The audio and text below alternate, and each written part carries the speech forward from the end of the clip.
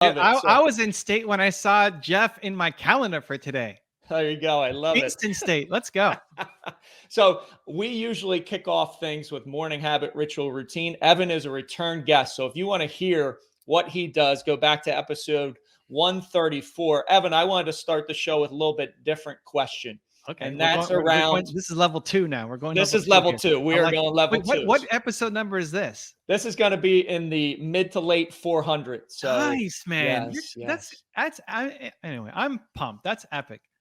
Thanks. I truly appreciate it. So I wanted to get in what is your biggest failure in life and what's the lesson you've learned from that? The biggest failure is an ongoing one, and it's the lack of belief. Okay. You know, I think it's the world's biggest problem. It's also my biggest problem. I think it's everybody's biggest problem. The lack of belief to get to the next step. The hard part is turning that subconscious to conscious. You know, it's turning that, okay, well, what is the thing that I want to do next that I don't believe that I can do? And once you turn it from subconscious to conscious, then it's having the courage to actually take action on it. And so I struggled with that when I was growing up. I still struggle with it today. I've gotten a lot faster, you know, at finding it and taking the action that I need to. But I think it's everybody. You know, I as I got into the personal development field and I've met a lot of my heroes and end up collaborating with them, but they all feel the same way. Like, what if my book doesn't sell? Or what if I can't get to that list? Or what if it doesn't work out? It's still that nagging lack of belief in the back of our head. The difference is not allowing that thing to hold us back from actually creating the action, recognizing it into your conscious from subconscious, and then having the courage to act. Gotcha. And I know you're widely respected, right? Ed Milet, Gary V speak very highly of you. You've grown your YouTube channel to over 3 million subscribers. And today I really want to get into starting a movement, right? Because your movement, from what I'm hearing from you, comes from pain that you went through and lack of belief, right? It's all around belief. So what was the trigger to start that movement? And then how did you begin that process? Because I would say there's a lot of entrepreneurs, people out there that have this burning desire inside, but they just don't let it out. So I'd love to hear from you. Yeah. So my fundamental philosophy begins with humans are built to serve. So if you're not happy, it's because you're not serving. And we all want to wake up and feel like what we're going to do today matters to somebody. We all want to create meaningful work to somebody. It's not enough just to serve ourselves. We want to feel like it's having an impact on somebody else's life. And for you, for me, for your audience, we want to serve the world, right? Like we want to have a big impact. We want to make our mark. We want to leave the world better than when we found it, right? It's like we want to change lives on a big scale, which is amazing and fantastic. For some people, like my wife, it's just serving the closest people to her. You know, she's a glue for our family, and if she's serving the 25 closest people to her, that's how she gets that fulfillment. But in either case, you're built to serve. Humans are built to serve. And if you woke up every day, talk about fire. Like if you woke up every day and felt like today would matter, that you're going to create a piece of content, talk to a customer, get on stage, make a video, like whatever it is that you do in your business. If you felt like today matters and meant something to somebody, you'd show up completely differently than you felt like, I don't know, today doesn't matter. Nobody cares. If I show up, don't show up. And I think the problem with most of the world, most of America, is that most people don't feel like they matter. And then that's the sliding path down to depression, suicide, etc. So that's where I start. You know, humans are built to serve. But now the question becomes, okay, well, how do we serve and whom do we serve? One of the most common questions I get asked is, well, Evan, how do I find my purpose? How do I find my passion? Well, that's not hard. You don't need to sit on a mountain for 20 years to figure out what your purpose is. Your purpose comes from your pain. Right. Whatever you struggle the most with is the thing that you want to help other people through. Even how we started this session with the power breaths and the boom. You know, you've learned that as a technique to really help you because you need to get in state, because somewhere back in your past you weren't in state. And you were the guy who wasn't in flow, and now you demand it of yourself. And now you want to teach others how to do it as well. That's where it's a lot more purposeful. Like if you had somebody who came up to you and said, Jeff, you don't know me, but I listened to your show And by listening to your show, it transformed my entire life, because now I have a morning routine that is bulletproof, just like you. And I get myself in this state. And what it's done is these things, these changes in my life, whether it's, you don't even care if it's business or not, even though, entrepreneurship is the theme, that you change their life and change their routine because they listen to you. That is fulfilling on such a deep level, way more than buying the coffee for the person behind you in line or holding the door for somebody. Like, those little acts of kindness are great. Right. But when you can see yourself in somebody and then change their life and give them hope and have their eyes light up to see that they don't have to stay stuck where they are, that they can move to a different spot because of a connection to you, whether it's a call, a video, a book, or whatever you're making, that's the juice to live for. That's what you want to get addicted to. And so that's how you end up serving and making it practical so that you can make money. Because I'm an entrepreneur, and you have to be able to turn this into something that is profitable and makes money so that you can then go off and serve more people. Right. No, I love that example of impacting someone else at such a deep, profound level. And when those examples do come up, I throw them into an email folder, or save them for those times when I might have a little lack of belief, and I read those and recycle those. And that's such a powerful practice to get into, because to your point, hey, you are widely successful, so respected out there in the marketplace, but you still have days where that belief might not be at such a high level as it was yesterday or the day before. And I feel like that's such a critical piece to the equation. Let me share. I want to vibe off of what you just said. So when I first started, it wasn't even YouTube. I was speaking. Okay. And from when you speak, you feel so great. Like when you speak, for me, it's not being the guy on stage. It's the conversations after, when people come up to you and said, "Oh my God, like that aha moment for me really is the key." And I got so filled up from speaking, from the comments after. The problem was I wasn't speaking every day, like speak once a month. I'm just getting started. And so it feels so amazing. Like, this is what I was born to do. Oh my gosh, this is so great. Yes, finally. And then you wake up the next day. It's like, oh, like, what am I doing again today? Right. So I did what you did. I pulled all of the comments that I got and any email that I got. And I didn't get a lot, because I'm now it's easy because of the comments on YouTube and everything. But at the beginning, there were like 2 comments, and then 4 comments, and then 8 comments. And every time I got it, my morning routine used to be, I had a PowerPoint file where I'd put all of my comments in, and I would play Michael Bolton, "I Will Go the Distance." That's fantastic. And for like 2 years, every single morning, that's what I would do. I would get into the zone. Michael Bolton, I don't even know why, just that one song triggered me forward for some reason. And I would look at all of the impact that I have as a reminder of who I am when I'm my best self, because we very rarely are there. We're living more in the muck, and we fall back down to who we used to be. And so that, it was just reminded me, triggered me back to that thought when I was getting started in my speaking career. It's hyper important, because to get to where you want to be, you have to remind yourself of what you're capable of. And the ideas that I think when you're feeling bold, powerful, confident are the right ones for you. And most of the time, our brain is talking us down from going off and accomplishing it. So those kinds of routines, I think, are critical. Oh, I love that. And I work out in the morning, just push-ups, sit-ups, air squats, and I play Eye of the Tiger from the Rocky soundtrack. There you go. Right? Because that gets me, hey, underdog, I'm gonna grit, I'm gonna grind, I'm gonna keep getting off the mat. So yeah. So I truly I also, I'm trying to interrupt you. I'm vibing. I think if it's cheesy but it works for you, do it. Mm-hmm. Right?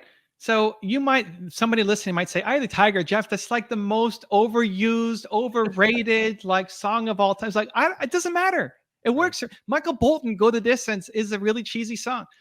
I wear this, like, this is my, well, I guess audio listeners can't hear, but I have an outfit on, and it's my logo, and it's a hoodie. And when I put it on, I tell myself that I'm Batman going to work. Right. And I have a mannequin next to me wearing the same outfit, because what do superheroes do? They have in their lair, in the Batcave, there's the Batman's outfit on a mannequin. Right? It's like, I want that. So I've got my Batcave here. This stuff all means something to me behind me. And they got a mannequin next to me that's wearing the outfit because I'm a superhero going to work.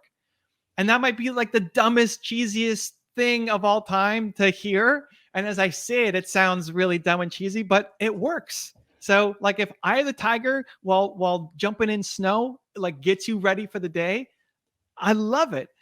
And chances are it will seem cheesy and stupid and people might judge you. And if you share your routine with your friends or on social media, they might laugh. It's like, what are you doing? Like, I'm trying to change my life. What are you doing? Right. Right. So lean in on the cheesiness if it makes you feel good. I love that you brought up that example and kind of expanded a little bit, because recently, through you, about a year ago, I changed my office, redid my office, and I Mm. noticed that I didn't have any pictures of my late mother around, and that's my why, right? It'll be 8 years in December that I lost her. I said, you know what? I got to bring pictures up. It's October. I've got a pink wristband on, because we so shield away from the pain, but that pain can drive us. And I said, you know what?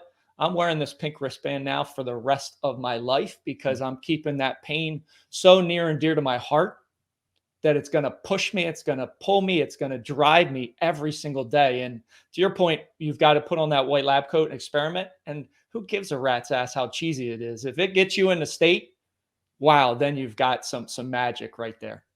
Yeah, I mean, I've got my mom behind me. Oh, I got to go this way on my wall. That's my mom, that's my dad, and me when I'm 8 or 9 years old. And luckily, she's still alive. So I mean, I don't know how I'm going to deal with that when that point comes. But yeah, I mean, it's a great reminder. I love the pink wristband. People might think, dude, what? Who's this guy wearing a pink wristband? Like, what? I'm going to go learn from this guy. Like, yep. Now you just got to put the little logo. You got to put the fire logo with the M on the wristband. But I think that's it. Like I think when people know the story, they'll connect to you. And if they don't, then great. Like they don't need to be a part of your tribe. It's okay.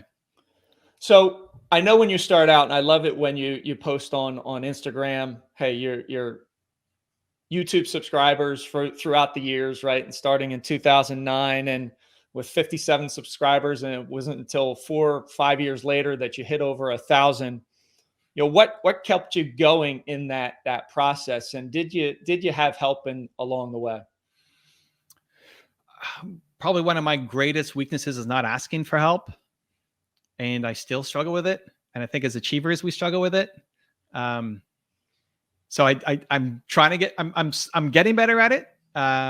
But I definitely sucked at it when I was first getting started, 100%. What kept me going was I cared more about the people who I have than the people who I don't have. Hmm. And this was just more automatic for me. One, I guess, because YouTube, when I started in 2009, wasn't really a big deal. Influencers didn't exist. There was no big channel doing it, especially in education or thought leadership. Most of the people posting, there was no podcast, content, interview Right. content, really. So I did it because I'm a visual learner, and at the time, YouTube was the only visual platform out there. But really, you look at all the growth or lack of it in the early days, Right. but the consistency was still pretty good. We've done 12,000 videos or something like that over Wow. 12 years, so like 1,000 videos a year. Now a lot of that is backdated to like more current stuff. I always focus on who I have instead of who I don't, where most of us focus on who we don't have. So if somebody saw one of my videos and it had 200 views, or 14 views, I'd focus on 14 people watch this. Like if you were to go give a speech at a library or Lions Club or YMCA or something, and 14 people were there, you'd be nervous. You'd be excited. It's like, okay, it's like 14 people. Let's go. Let's start changing Right. their life. But because it's on YouTube or Instagram or whatever, we feel like a total failure that only 14 people showed up, because you're thinking about who's not there as opposed to who is there, right? Focus on who is there. And we default to thinking that we suck. We default to thinking that nobody cares, this video didn't matter, just because somebody didn't leave a comment. The amount of people who, and I'm sure you've seen this now from how many, 400, 500 episodes here on the show. When you have a little bit of longevity, you'll find that people they'll comment and they'll write to you and they'll say, hey, Jeff, like, you don't know me, but that episode that you put out, or I've been listening and it's really changed my life. But they may never for years tell you that, right? I had a woman who, She was struggling with cancer, and in the hospital, she was in so much pain, and she would always watch my videos as hope, as inspiration. Right. And there was one day that was so painful that she's like, I don't want to live anymore. Like, it's not worth it anymore for me. And her mom came in with the iPad and said, who's that person again that you watch on YouTube? Like, there's no way you're quitting and giving up. Like, who's that? What's that guy's name? And she pulled up one of my videos, and it helped her through the most um, trying time in her life when she wanted the whole thing to be over. And I mean, in telling me the story, she's getting emotional. I'm getting emotional. I'm still getting a little emotional now, just Right. thinking back on it. Yeah. But she watched. This was like 5 years ago when this happened, and she never told me. She never commented on a video. She never sent me an email. And it's not on her. It's not like it's her responsibility to tell me this. But Right. we default to assuming that we don't matter. That if you don't see the comment or the view count, that now we don't matter. How about defaulting to assuming that for at least one person of those 14 that watched your video, that it was a life-changing episode for them? Because as you stick in the game long enough, you'll have these people come out of the woodwork years later to say how much that thing you made 5 years ago had an impact on them. And so that's what I'll try to do, is that, hey, whoever is watching this, first off, I'm here for them. I'm here for you, whether it's just me and you talking, or we have 1 million people listening, or 14. Doesn't matter. I'm here. I don't show up any less for 14 than 1 million, because it's whoever's in the room. But then also for the 14 people listening, or 1 million, that for one person, this might be the life-changing conversation. That even if they've listened to 450 of your other episodes, that the way it all came together today, the magic sauce of yelling boom together and doing our thing, like this, finally it all for some reason clicks and gives them permission to go do the thing. I assume, whether it's true or not, that that's having an impact on at least one person listening to this today. And when you can at least think that way, it changes how you show up. So that when I look at Jeff on my calendar, I'm already excited. When you look at making videos, because a lot of people, they look at, I got to make YouTube videos, I got to do an episode, like, oh, I don't want to do that. It's already this weight. It's not that you don't want to serve or help. You just are afraid that it's not going to have any kind of impact and that you're wasting your time. Where if you decide, no, I'm going to show up for people, and that if 14 people watch, for one person, that's life-changing. And if I just keep going, that one person is going to turn into 4, it's going to turn into 8, it's going to turn into 20. Like, if you focus on the people you have instead of the people you don't, the people you have will take you to the people who you don't. And most people have it flipped. And then they quit, or they give up, or they put mediocre content out. And that's a constant battle. It's not that like I've got it all figured out and I'm perfect all the time either. But when I'm alone, I'm in my office by myself, like there's nobody. I mean, my wife's in the other room, but like I'm here. I don't have fans cheering and all this, but I'm just talking to a camera. Right. And so it's that constant reminder, even for myself, to get in the state before filming, to say, this is going to be meaningful to somebody, and believe in it. I love it. And I love the piece around who you have versus you don't. And that's also related to expectations, right? Because we probably have in our subconscious mind, when we're putting a piece of content out there, expectations. All right, I want 200 views, 1,000 views, whatever it might be, instead of the assumption, changing it from expectation to assumption, I'm going to impact somebody. And right, the great Jim Rohn says it's not the goal, it's who you become in the process of achieving that goal. And imagine assuming, and I've had it where people say, I've been watching your videos, and I've never once seen that individual like a video or comment on a video, but it just comes out. So that's a powerful reminder, Evan. And I definitely think, as you're watching, listening, take that to heart, right? Focus on who you have, not who you don't have. And it's also in the same line. We so often focus on problems, not the solution. And then you're going to get more of those problems. So that's truly amazing. So before we wrap up, I thought I'd end it with a funny question. You're a fellow bald brother. When did you shave your head? When did you embrace the baldness? Let me think about that. By accident in Cincinnati. So I was on my tour in 2019, and Okay. I was popping through different cities. We hit 23 cities in 90 days, and I used to go to a barber and all this, and like, you know, I'll just, if you're just shaving it down, it's a lot easier just to do it yourself. And it's not quite like all the way shave, but this is a couple days. And so my clippers burned out, and so we went to a store to get new clippers, and I wasn't as familiar with the settings on it, Right. and so I just start shaving whatever, and then I'm halfway through and realize, oh my gosh, like what did I do? I was like, okay, well, it's already half off, so we might as well do the other side. Yeah, so that's how it came to be, and then it just kind of kept it. Some days it's a little longer than others, but for the most part, just kept it on the same setting.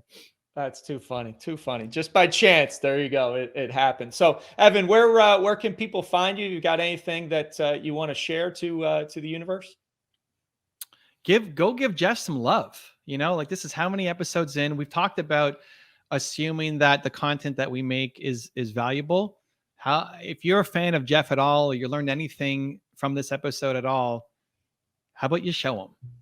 You know, just tell him the impact that this show has had on your life in some way. Where's actually the best place? iTunes, YouTube? Like, where do you want people to go? They have to pick one place. I would go to iTunes and leave a review on the podcast. Yeah, would be fantastic. It takes like 45 seconds to go to iTunes and give Jeff a review and just post that. That stuff means so much, guys. It may not sound like it, but it means so much. One, for Jeff, the creator, but also two, just for rankings and algorithms and what's being recommended and all that stuff. So if you found any value in it, or Jeff's show, the best thing you can do for me is go give him some love and tell him what this show means to you. Awesome, Evan. I appreciate you being back on the show. It was an amazing conversation. Have an amazing rest of your day. Rise, fight, love, repeat. Let's go. Thanks, You got Jeff. it. You got it. Thanks, everybody, for watching. Thanks for listening. He beat me to the punch. Rise, fight, love, repeat. Get after it. And I'll talk to you soon. Much love.